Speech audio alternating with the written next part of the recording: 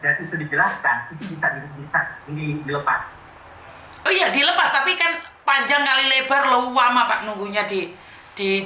Nah kita harus konfirmasi dulu ke BPOM. Kalau kita lepas tanpa konfirmasi BPOM, kita melanggar aturan titipannya BPOM. Kita yang nanti diperiksa. Kira-kira itu tuh. Oke ya, ini perhatian buat teman-teman ya. Ini pertanyaan titipan juga, karena kebetulan anak itu mengalami sakit ya Pak ya. Dia pulang bawa obat karena di Hongkong ini sudah ada dosisnya, karena untuk penyakit apa saya lupa, itu bawa satu kresek tapi nama dia Pak. Karena 6 bulan untuk setelah operasi 6 bulan. Dan dia itu posisi sakit, masih dicek begitu lama gitu loh. Apa iya kalau telepon ke sana itu menunggu jam-jam sampai 6 jam gitu Bapak? Untuk konfirmasi. Itu dia Bu. Kita sekarang berada di posisi yang mungkin ya, saya kalau bilang serba salah, nggak enak juga ya. Peraturan dari BPOM yang dititipkan ke kita, itu ada kesatuan-satuannya. Dan kita hanya menjalankan aturan itu. Nah, ketika kita tidak melanggar aturan itu, lapisan pemeriksaan kita kok banyak Bu. Internal bea cukai, kementerian keuangan, bahkan itu bisa ujung-ujung sampai BPK, dan itu jadi temuan mereka. Nah, caranya apa? Kita juga harus pondok, orang ada aturannya seperti ini. Oh, kita pengecualian. Selalu ada pengecualian. Nah, itulah yang kiranya bisa dipersiapkan sebelumnya. Mungkin koordinasi dengan BPOM. Bentar, saya coba tanya. Itu konfirmasi ke BPOM tuh.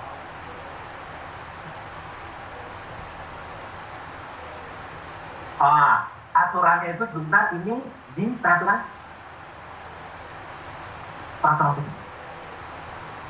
peraturan BPOM nomor 28 tahun 2023 lampiran 3, barang penumpang itu obat untuk dengan ada resep dokter untuk keperluan 90 hari saja, tidak bisa 6 bulan. Itu aturan dari BPOM.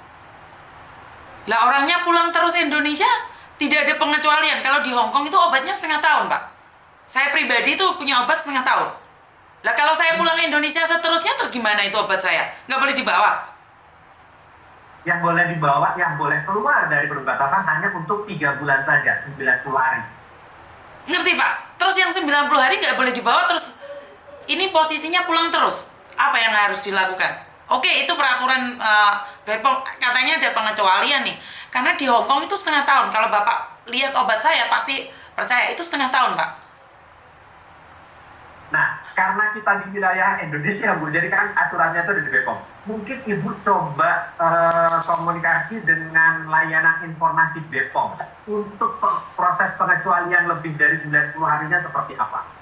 Oke, siap. Mungkin saya butuh itu, Bapak. Karena banyak sekali teman-teman yang di Hongkong saat ini, Bapak, mereka itu punya penyakit stroke, darah tinggi, kanker. Itu jatah obatnya itu setengah tahun, Bapak.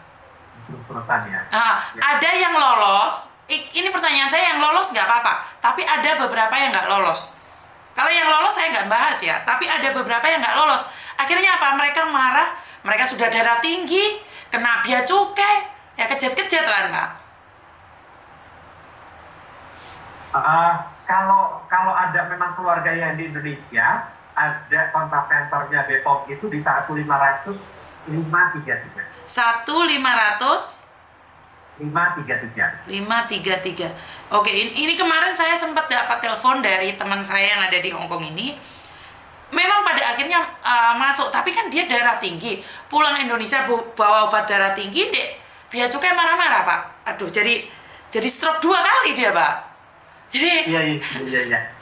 Untuk sikap itu memang kami sekarang lagi ada program, Bu, karena setelah pandemi kemarin itu kan kita memang mengurangi sekali pelatihan, kan kita harus refocusing anggaran dan seterusnya, dan sejak itu kita memang pelatihannya itu kita kurang, dan kebetulan juga Kementerian Keuangan punya program minus growth pegawai, jadi kita memang sedikit kurang pegawai. Jadi mungkin ini bukan pembelaan saya, ini kondisi yang hanya saya terangkan. Mungkin karena terlalu lelah, lama pekerjaan lebih dari ini, mungkin itu masih manusiawi. Tapi itu adalah koreksi bagi kami untuk terus melakukan perbaikan. Sebenarnya tidak boleh ada kesalahan yang ditolerir dalam memberikan layanan. Okay. Untuk ini memang kita sudah ada proses untuk perbaikan. Oke, siap. Sepengetahuan saya bea cukai ada progres lebih baik. Mungkin dari atasannya itu semuanya baik, Pak. Cuman ke bawahnya itu belum, Bapak. Ini protes dari masyarakat ya, Pak? Ya, kami sedang berproses. Siap, siap. Dan Bu Yayu ini di chat harus siap jaga dong yang ditelepon ojo bulat buang waktu. Apa ya maksudnya? enggak, kadang-kadang kan mereka itu menanyakan sesuatu dari pihak bea cukai, itu jawabannya bahasanya terlalu birokrasi, Bapak. Makanya kita bahasanya kan bulat, Bapak. Ya. Nah. Nah, kalau itu memang bukan bahasanya bulat, kalau itu memang ranahnya BPOM, ranahnya kesehatan, itu kan memang tidak kita kuasai. Kita harus buka dulu di peraturannya. Nah, peraturan yang 2002 apakah masih berlaku? Oh, ternyata sudah diperbarui 2009. Nah, itulah kita butuh waktu untuk digest, jangan sampai kita memberikan jawaban yang salah. Nah, mungkin itu yang bisa menjadikan bulat. Nah, kita... Iya, itulah Pak yang ingin saya katakan, bahwa peraturan di Indonesia itu cepat sekali berubah. Maaf. Di Hong Kong peraturannya dari dulu seperti ini, tetap seperti ini. Jadi mereka terbiasa dengan peraturan yang sudah ada di sini karena kebanyakan dari teman-teman menetap di Hong Kong. Ya kita juga harus, mungkin teman-teman yang ada di Hong Kong yang mau pulang Indonesia, bagaimanapun kita harus mentaati peraturan di negara tersebut ya.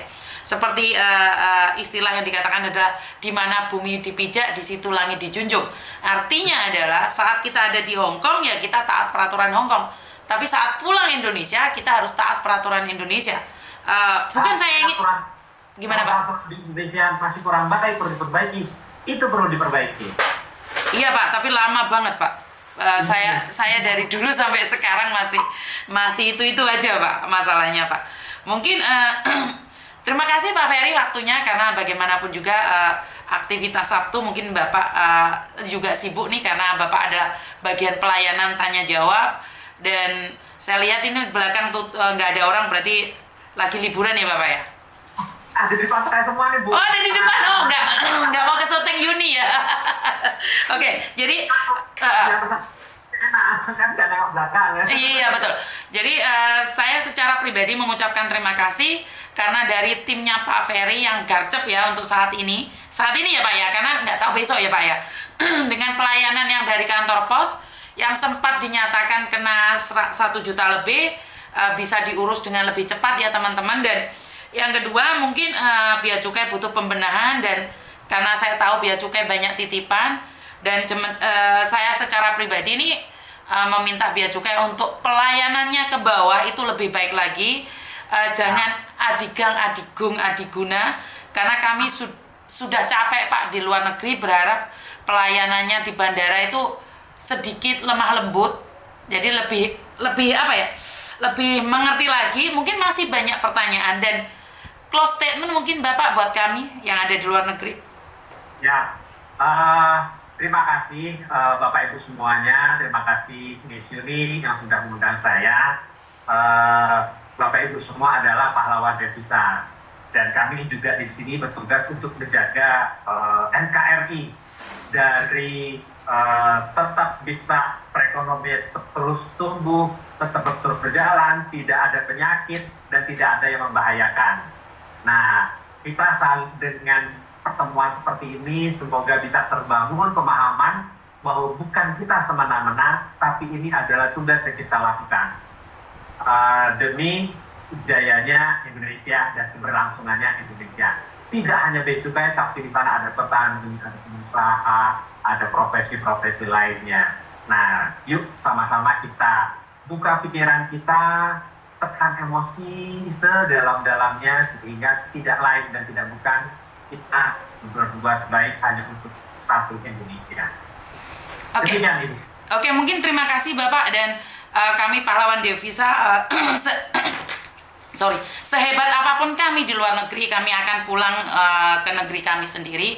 Dan seperti yang saya sampaikan, banyak hal yang kami melihat bea cukai itu merasa takut, tapi moga dengan keakraban seperti ini bea cukai bisa memperbaiki diri secepatnya.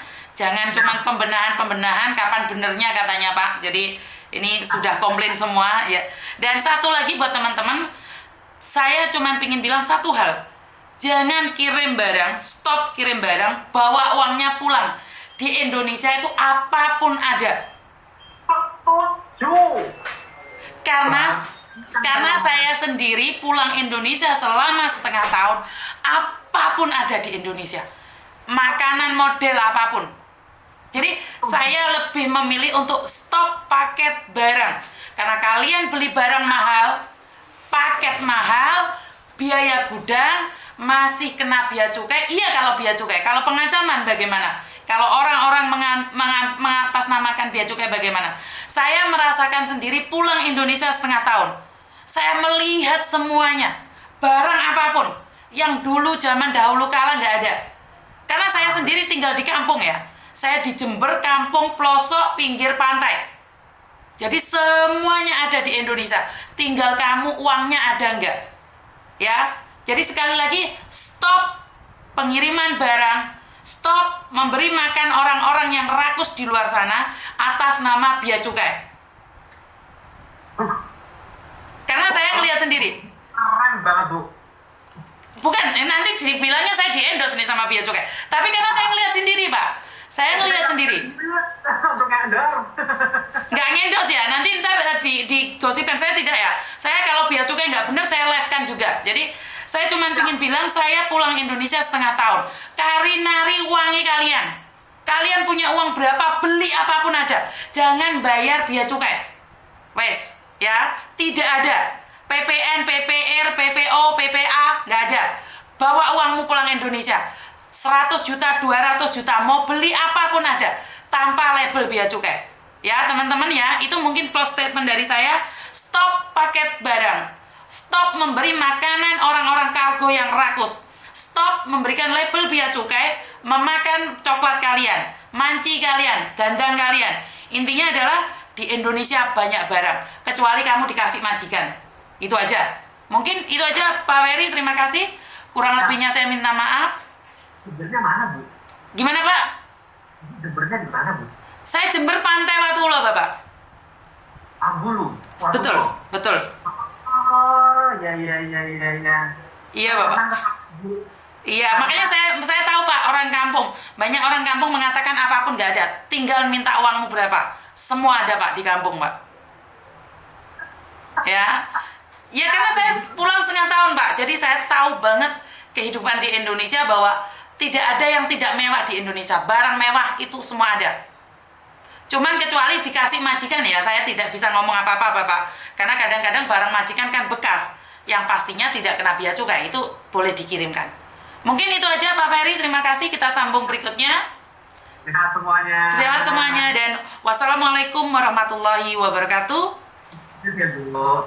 Berkat Tuhan mengalir atas hidup kita semua. Semoga semua makhluk hidup bahagia, baik yang nampak maupun yang tidak nampak. Terima kasih dan bye-bye.